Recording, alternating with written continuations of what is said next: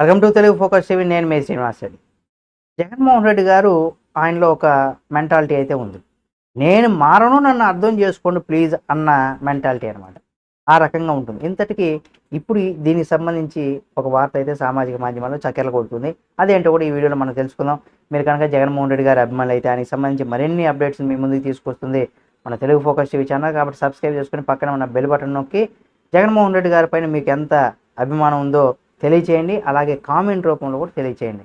అయితే వైసీపీ అధినేత వైఎస్ జగన్మోహన్ రెడ్డి గారు నేడు తరచుగా ఒక మాట చెబుతూ ఉంటారు. తాను మారానని అంటుంటారు. అంటే గతంలో తాను చేసినటువంటి తప్పులు ఏమిటో ఆయనకు అర్థమైనట్టుగా కూడా మనం చెప్పుకోవచ్చు. ఎందుకంటే ఆయన మారానంటూ ఆయన నేతలతో సమావేశాల్లో కూడా ఇదే రకమైనటువంటి వ్యాఖ్యలు అయితే చేస్తున్నారు. నేతలకు దూరంగా ఉండడం, కార్యకర్తలకు టచ్లో లేకపోవడం, నా రూటే మీరంతా నా రూట్లోనే రావాలి, వ్యవహరించాలంటూ ప్రజలకు కూడా దూరమై కేవలం తాడేపల్లి ప్యాలెస్ క్యాంప్ కార్యాలయంలోనే ఆయన అధికారంలో ఉన్న 5 ఏళ్ల పాటు పనిచేశారని కూడా చెప్పుకోవచ్చు. ఇప్పుడు ఎవరి మాటలు కూడా చెవికి ఎక్కట్లేదు జగన్మోహన్ రెడ్డి గారికి అనే ఆ మాట ఎవరికి కూడా ఇప్పుడు ఏదైతే చెప్పారో నాలో మార్పు వచ్చింది అని ఏదైతే అంటున్నారో అదంతా కూడా ఎవరికి చెవికి ఎక్కట్లేదా? అధికారాలు ఉన్న రోజులు అధికారులంతా కూడా చుట్టూ పెట్టుకొని అధికారులను చుట్టూ పెట్టుకొని వారు ఆడినట్టుగా, అంటే ఈయన ఎలా చెప్తే అలా ఆడినట్టుగా, దాని ఫలితంగానే ఇలా దారుణమైనటువంటి ఓటమి చవి చూశారని కూడా మనం చెప్పుకోవచ్చు. అధికారం ఉందని అంతా తాను చెప్పినట్టుగా జరగాలని అధికారులను కావచ్చు లేదా నేతలను కావచ్చు అందరూ కూడా నేను చెప్పినట్టే వినాలి, నేను చెప్పినట్టే చేయాలి అనే ధోరణిలో జగన్మోహన్ రెడ్డి గారు వ్యవహరించారు కాబట్టి ఆ రకంగా ఇక్కడ చోటు చేసుకుందని చెప్పుకోవచ్చు. మరి ఇక నిజంగా అటువంటిది కనుక జరిగితే ఇప్పుడు మారాను అంటున్నాను అంటే చుట్టూ ఒక కోటరీ ఏముందని, దీంతో పాటుగా చుట్టూ కోటరీ కూడా జగన్ ఓటమి కారణం అనేసి కూడా క్షేత్రస్థాయిలో ఉన్నటువంటి పరిస్థితులను కూడా జగన్ దృష్టికి వారు తీసుకెళ్ళలేదని కూడా చెప్తున్నారు.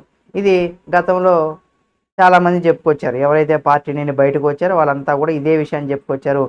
జగన్మోహన్ రెడ్డి గారి చుట్టూ ఒక కోటరీ ఉంది, ఆ కోటరీ దాటి మనం లోపలికి వెళ్ళలేమనేసి కూడా వైసీపీ పార్టీలో స్థాపించినప్పుడు A2గా ఉన్నటువంటి విజయసాయి రెడ్డి గారు కూడా ఇదే మాటనైతే చెప్పడం జరిగింది. అంటే జగన్ ఏం చెప్పినా దానికి కొట్టడమే తప్పించి అలా కాదు, ఇలా చేస్తే బాగుంటుందని సలహా కావచ్చు సూచనలు చేసేవారు కూడా లేరు.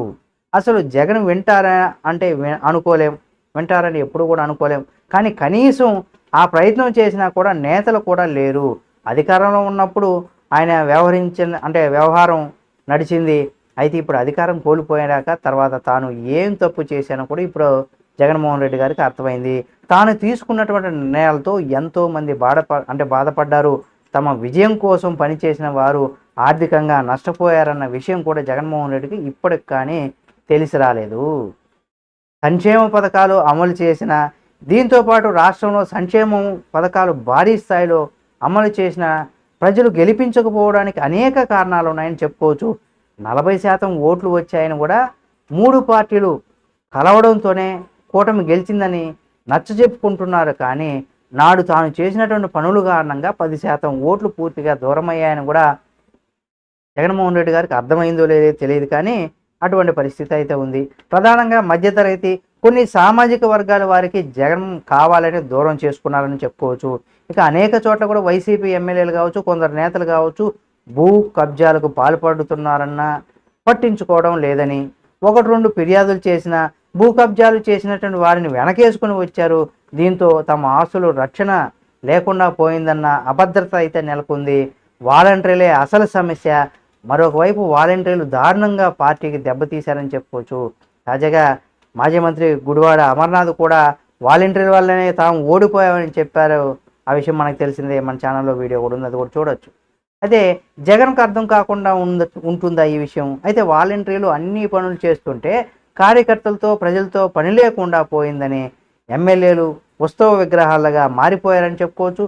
దీంతో మరోసారి కూడా తాను గెలుద్దామని అనుకుంటే వాలంటీర్లు కూడా ఎన్నికల్లో సహకరించలేదు. ఎన్నికల కమిషన్ ఆంక్షలు విధించింది. దీంతో ఓటర్లు చంద్రబాబుకి ఇచ్చినటువంటి హామీలు అటు వెళ్ళిపోయాయని కూడా చెప్పుకోవచ్చు. ఓట్లన్నీ కూడా ఇప్పుడు జగన్ మారానంటున్నారు. అధికారంలోకి వస్తే తమ కార్యకర్తలకి పెద్దపీట వేస్తారని కూడా చెప్తున్నారు. వారికి ప్రాధాన్యత ఇస్తానని అంటున్నారు. అదే సమయంలో తనను నమ్ముకున్న వారికి అన్యాయం చేయనని పదే పదే జగన్మోహన్ రెడ్డి గారు చెప్తున్నారు. మరి ఏం జరుగుతుంది, భవిష్యత్తు సమాధానమే ఇక్కడ చెప్పాలి దీనికి సంబంధించి. మరి జగన్మోహన్ రెడ్డి గారిని ఇక్కడ నమ్ముతారా లేదని కూడా చూడాల్సినటువంటి పరిస్థితి. ఈ వీడియో మీకు నచ్చితే లైక్ చేయండి. మరిన్ని వీడియోల కోసం మన తెలుగు ఫోకస్ టీవీ ఛానల్ని సబ్స్క్రైబ్ చేసుకొని పక్కన ఉన్న బెల్ బటన్ ఒకటి మాత్రం మర్చిపోకండి.